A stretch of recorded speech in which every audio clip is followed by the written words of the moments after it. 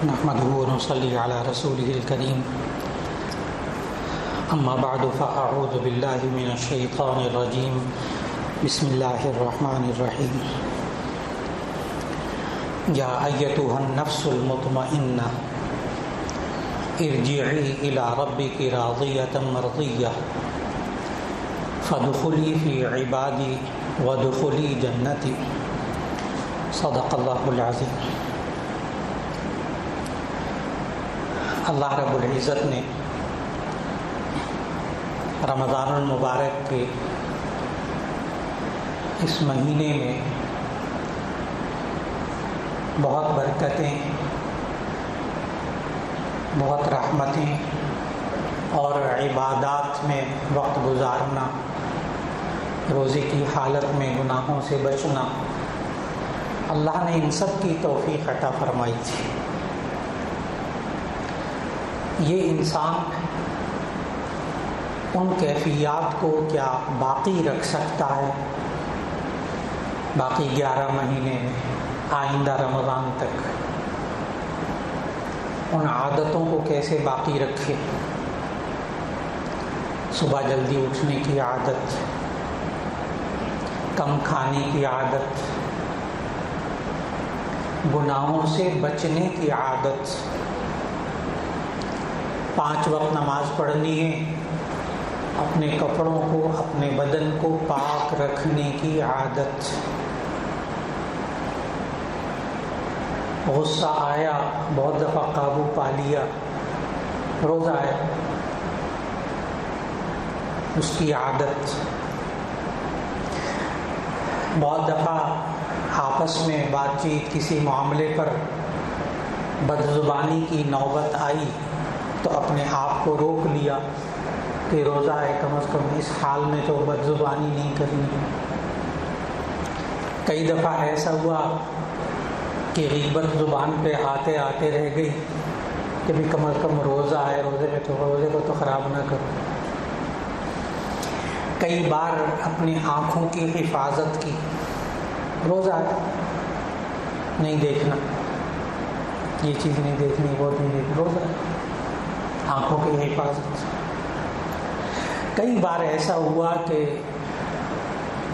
کچھ چیزیں سننے کو دل چاہا، نہیں سنا، رمضان ہے، روزہ ہے۔ یہ میں نے وہ عادتیں بتائی ہیں جو عام انسان کے ساتھ ہیں۔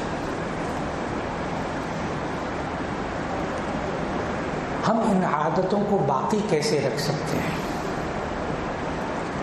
اور یہ باقی کیوں نہیں رہتی؟ اس کی وجہ یہ ہے کہ اللہ تعالیٰ نے انسان کو اپنا اچھا اور برا چاہنے کے لیے ایک طاقت دی ہوئی ہے، اور اس طاقت کو کہتے ہیں نفس۔ یہ انسان کا جو نفس ہے، یہ اللہ نے ایک طاقت انسان کو دی ہے، خیر اور شر کو چاہنے کی۔ آج میرا دل کر رہا ہے میں قرآن مجید کی تلاوت کروں، پتہ نہیں کیا بات ہے، آج کل میرا دل تلاوت کرنے کو دل ہی نہیں کرتا، آج کل نماز پڑھنے کو دل نہیں کرتا،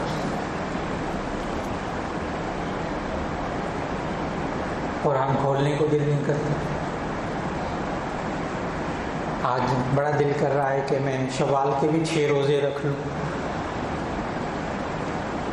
یہ بھی دل کرتا ہے۔ یہ جو انسان ہے دل کرتا ہے، دل نہیں کرتا، یہ انسان کا نفس ہوتا ہے۔ اور عجیب بات یہ کہ انسان کے نفس کو جس چیز میں مزہ آتا ہے نا، لطف آتا ہے، مزہ آتا ہے، وہ انسان یہ کام کرتا ہے۔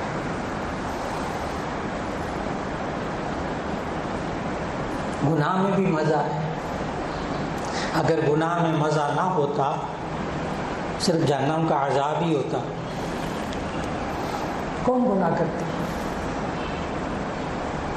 اگر حرام کمائی میں، سود کے اندر، رشوت کے اندر، غبن کے اندر، دوسرے کا حق مار کے کھانے کے اندر اگر مزہ نہ ہوتا تو معاشرے میں کون کسی یتیم کا حق کھاتا؟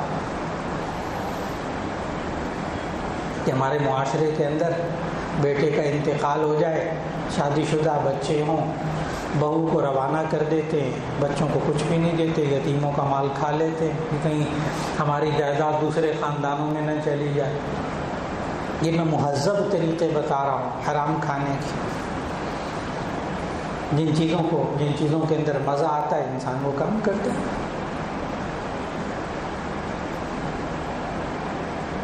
یہ جو مزہ ہے نا، جس کو آپ کہتے ہیں ٹیسٹ، یہ ٹیسٹ اگر چینج ہو جائے، جیسے کسی بندے کو بخار، اللہ تعالیٰ محفوظ رکھے سب کو، بخار ہو جائے اور اس کو آپ میٹھی چیز بھی کھلائیں نا، اس کو وہ بھی بد مزہ لگتی ہے۔ مزیدار سے مزیدار چیز اس کو کھلائے گا۔ اور کبھی کبھی ایسا ہوتا ہے، یہ تو کہ مزہ آتا ہے، ایک ہی کہ مزہ ہی ختم ہو جاتا ہے۔ اللہ تعالیٰ محفوظ رکھی ہے کووڈ کا کہ انسان کی قوت شامہ اور قوت ذائقہ دونوں کو ختم کر دیتی ہے، یعنی ٹیسٹ بھی ختم ہو جاتا ہے، نہ پھیکا نہ میٹھا کچھ نہیں، اور سونگھنا بھی، خوشبو بدبو کچھ عرصے کے لیے، ہمیشہ کے لیے نہیں، کچھ عرصے کے لیے، بعد میں ٹھیک اللہ کر دیتا ہے۔ اب جس بندے کا ٹیسٹ چینج ہو چکا ہو، اس کو آپ کھلائیں اچھی سے اچھی چیز، آگے سے کہ کیا بد مزہ ہے، سالن بھی اچھا نہیں پکایا، کھانا بھی اچھا نہیں بنایا، اصول اس کا نہیں ہے، اصول قوت ذائقہ بدل گئی۔ بعض لوگوں کو تیز مرچوں میں مزہ آتا ہے، بعض لوگوں کو کم مرچوں میں مزہ آتا ہے، ہر ایک انسان کا۔ بالکل اسی طرح انسان کا جو نفس ہے، اس کو جب گناہ میں مزہ آتا ہے تو ایسی صورت میں وہ گناہ کرتا ہے، خوش ہوتا ہے، گناہ کر کے گناہ میں دوسروں کو دیکھ کر خوش ہوتا ہے۔ بعض انسان ایسے ہوتے ہیں دوسرے کو تکلیف میں دیکھ کر قہقہے لگاتے ہیں، بہت عجیب بات ہے، بہت عجیب بات ہے۔ یہ بارش ہوئی ہے نا، پانی کھڑا، اب ایک بندہ جا رہا تھا، جاتے جاتے اس کا پاؤں پھسلا، وہ بیچارہ کیچڑ میں گر گیا۔ آپ نے بھی پیچھے سے قہقہے سنے ہوں گے، آخر وہ انسان ہے نا، کہ ایک انسان کیچڑ میں گرتا ہے، گھروں کے اندر ہوتا ہے، گھروں کے اندر ہوتا ہے، بچے ہیں بڑے ہیں سب، وہ ایک بندہ سیڑھی سے گر جاتا ہے، پھسلتا ہے، لڑکتا وہ نیچے آتا ہے۔ بعض گھر کے افراد بہن بھائی تہکا لگانے والے ہوتے ہیں، اچھی طرح یاد رکھیں۔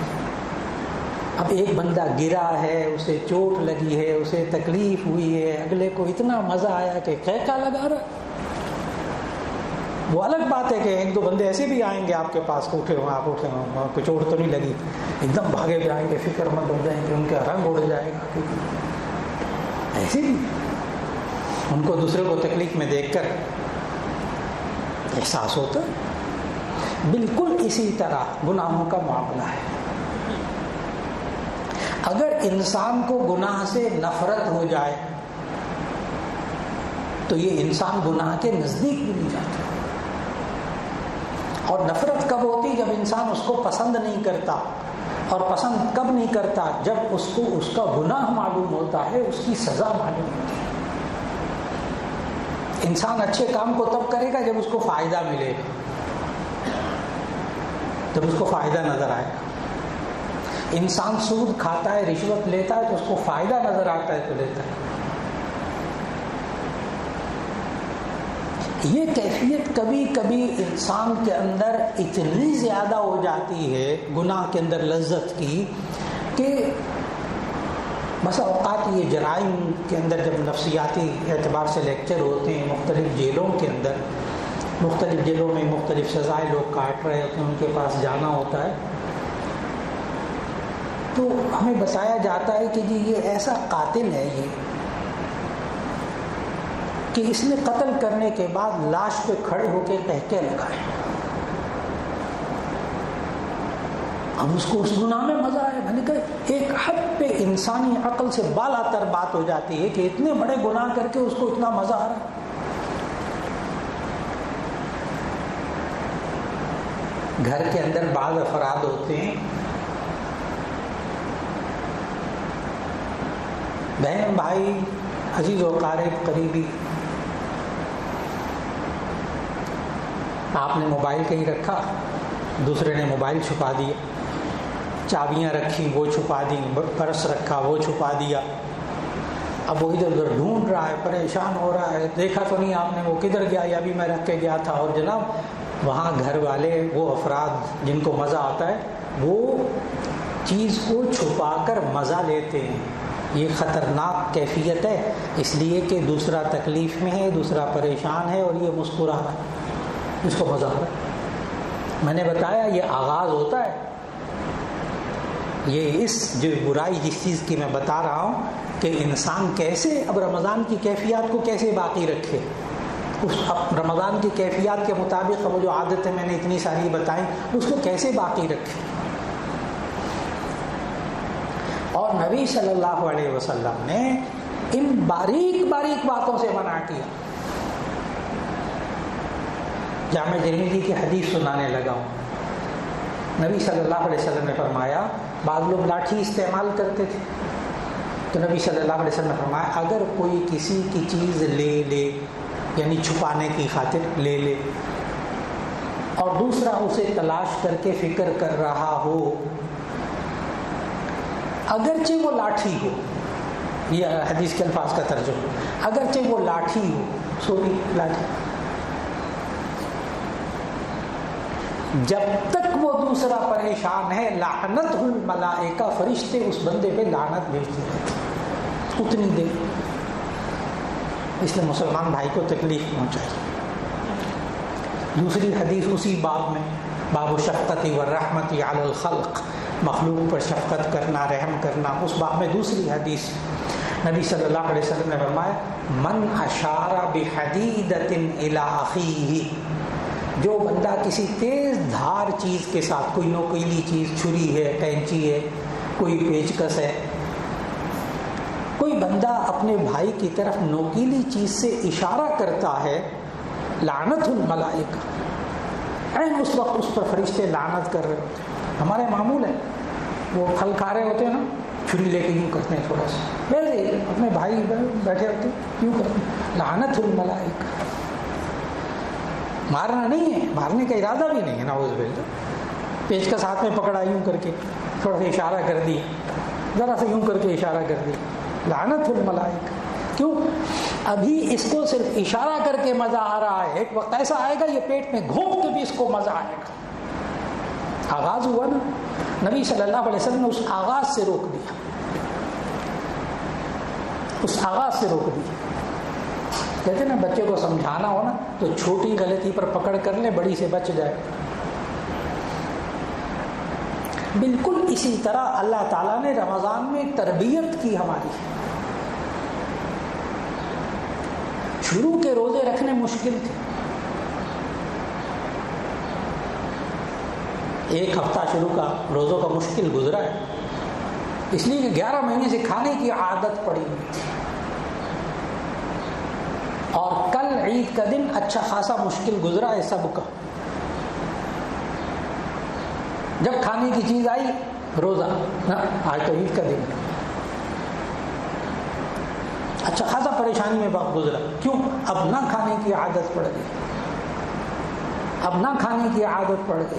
اللہ نے رمضان کے ذریعے تربیت کی، جس تربیت کو باقی رکھنا ہے.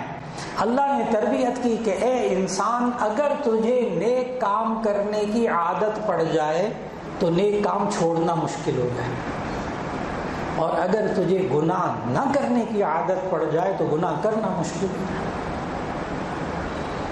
جن لوگوں کی نماز پڑھنے کی عادت پڑ جاتی ہے نا، جب نماز کا وقت ہوتا ہے تو ایسے پریشان ہوتے ہیں جیسے ان کی کوئی چیز نقصان ہونے والا ہے بہت بڑا.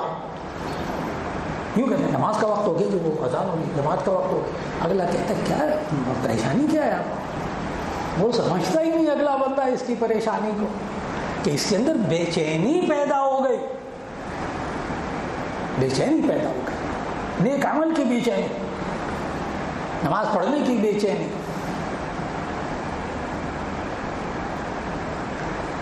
جب انسان کو نیک کام میں مزہ آنے لگے، اس کو کہتے ہیں نفس مطمئنہ، جو شروع میں آیت پڑھی میں نے سورہ فجر کی، یا ایتھا النفس المطمئنہ، اے نفس مطمئنہ، ارجعی الی ربک، اپنے رب کی طرف لوٹ جا، راضیۃ مرضیہ، اس حال میں کہ تو اللہ سے راضی اور اللہ تجھ سے راضی۔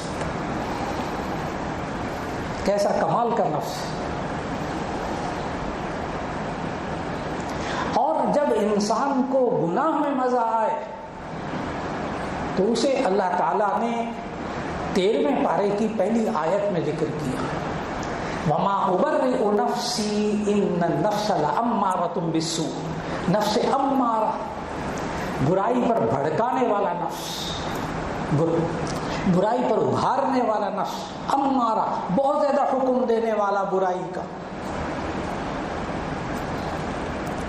بعض لوگ ایسے خبیث الفطرت ہوتے ہیں جن کو ستا کر مزہ آتا ہے، مزاج وہ نفس مطمئنہ نہیں ہے، وہ نفس امارہ، اس کو تنگ کر، اس کو ستا، اس کو تنگ کر، اس کی غیبت کر، اس کو ذلیل کر، اس کو وہ کر، اس کو وہ کر۔ کیا آپ کو نہیں نظر آتا کہ معاشرے کے اندر بعض لوگ ہوتے وہ دوسرے کو ذلیل کرتے اور ذلیل کرنے کے بعد ہنس رہے ہوتے، ذلیل کرنے کے بعد ہنس رہے ہوتے، اگلے کی نظروں میں گرا کر، اس کی چند باتیں بتا کر، تانے دے کر، اس کے عیب بتا کے سامنے مزے لیتے۔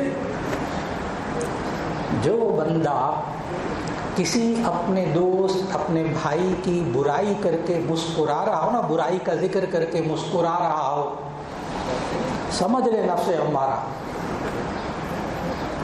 اچھی طرح سمجھ لے نفس امارہ۔ کبھی کسی ماں کو دیکھا ہے، وہ ماں جو اپنے بچوں سے محبت کرتی ہو کہ وہ اپنے بچوں کی برائی بیان کرے اور ساتھ مسکرا رہی ہو؟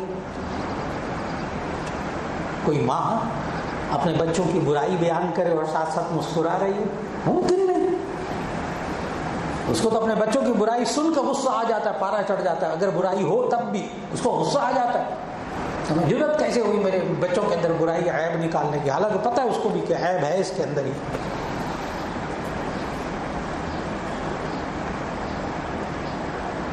تو اب دو ہو گئے، ایک نفس مطمئنہ جن کو نیک کام میں مزہ آتا ہے، بعض لوگ ہوتے ہیں جن کو دوسروں کا مال کھا کے مزہ آتا ہے۔ اور رمضان میں کیا کیفیت تھی؟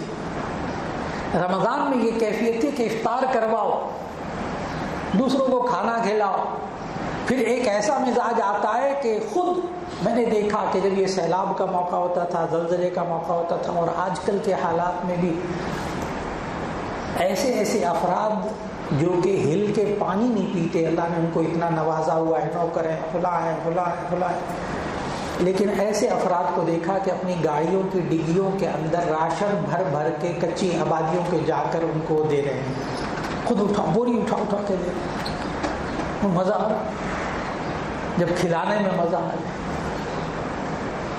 جب دوسروں کو دینے میں مزہ آنے لگے، نفس مطمئنہ انسان خود جج کر لے۔ ہماری ایک مشکل بڑی ہمارے معاشرے کے اندر نا، ہم دوسروں کے نفس کو جانچنے کی کوشش کرتے ہیں، اس کا نفس کیسا ہے۔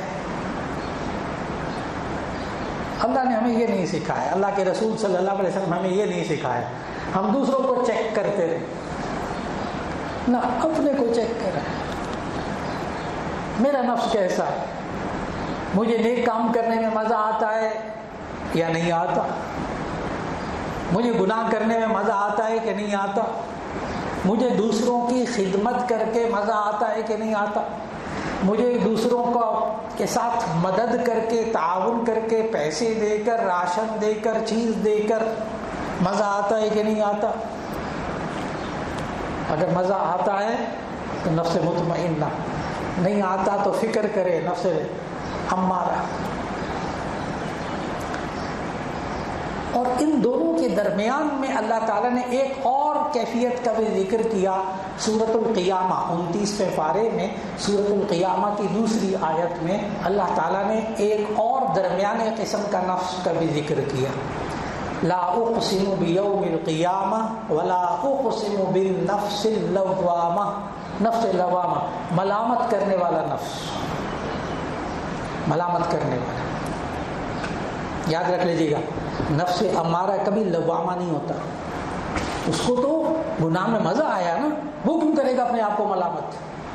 نفس لوامہ کیا ہوتا ہے کہ انسان نیک کام کرتا ہے، اس کو نیکیوں میں مزہ آتا ہے، کبھی کبھی اس سے غلطی ہو جاتی ہے، کبھی بد زبانی نہیں کرتا، لیکن کبھی کبھی منہ سے گالی نکل جاتی ہے غصے میں، گھنٹوں سوچتا رہتا ہے یہ میں نے کیا کہہ دیا، یہ میں نے بد زبانی کیوں کر لی، یا اللہ مجھے معاف کر دے. کبھی انسان دوسرے کو بے عزت کر دیتا ہے غصے میں، اس کا مزاج نہیں ہوتا ویسے ہی، کبھی ہو جاتا ہے. یہ گھنٹوں سوچتا ہے میں نے اس کے ساتھ کیوں بد زبانی بدتمیزی کیوں کی، میں نے ایسے نہیں کرنی چاہیے، اللہ مجھے معاف فرمائے، بھائی آپ بھی مجھے معاف کر دیں، مجھے بدتمیزی ہو گئی. کب؟ نفس لوامہ، وہ نفس کہ جس کو گناہ کے گناہ ہونے کا احساس ہو، گناہ کے گناہ ہونے کا احساس ہو، پتہ ہو کہ یہ گناہ ہے. اور جب گناہ کرنے کا ماحول بن جائے، یعنی گھر میں ماں بھی، باپ بھی، بچے بھی، سارے، پھر اس گناہ کو گناہ نہیں سمجھا جاتا. میں دونوں کیفیتوں کی انتہا بتانے لگا ہوں. ایک وقت وہ تھا، بزرگ بیٹھے ہیں سارے جانتے ہیں، ایک وقت وہ تھا کہ بیویاں جو وہ اپنے شوہروں کا نام نہیں لیتی تھی.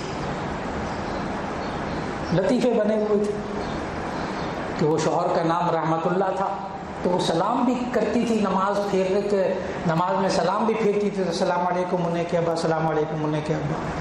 لطیفے بنے ہوئے تھے.